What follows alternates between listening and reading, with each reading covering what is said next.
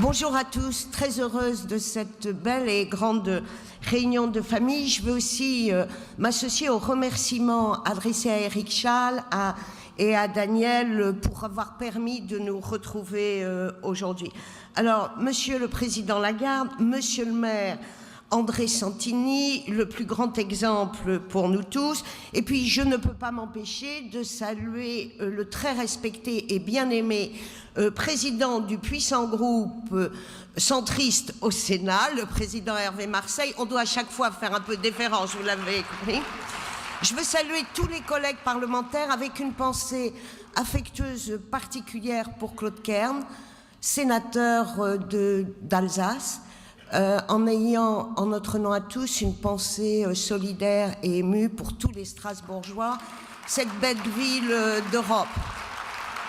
Mes collègues parlementaires, tous les élus qui sont venus, avec une pensée particulière pour les Bretons qui sont là, et puis tous les autres et vous tous. Alors l'Europe, ce très grand projet politique visionnaire du XXe siècle, qui est né de tragiques divisions, de guerres tragiques, a perdu son âme. On l'a dit et on le sait.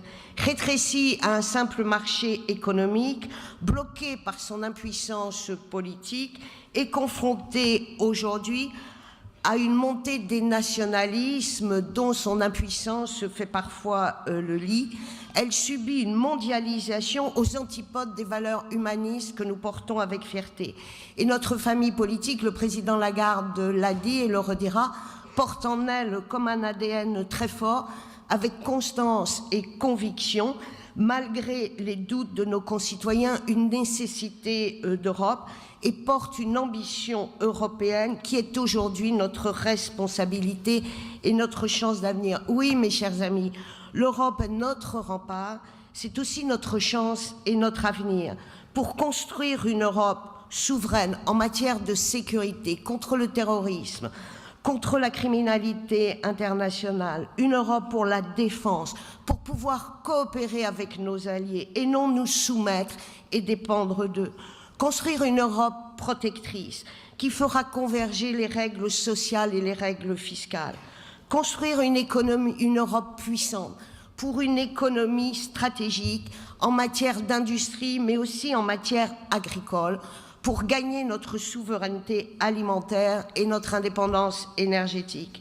Construire aussi une Europe solidaire et responsable qui fera de la transition écologique un vrai levier d'avenir, mais qui portera aussi en son cœur une aide au développement du continent africain. Ceci est une nécessaire ambition pour accompagner l'Afrique dans ses mutations face à son explosion démographique. Alors, contre les vents mauvais et menaçants d'aujourd'hui, Jacques Brel aurait dit « Gémir n'est pas de mise ».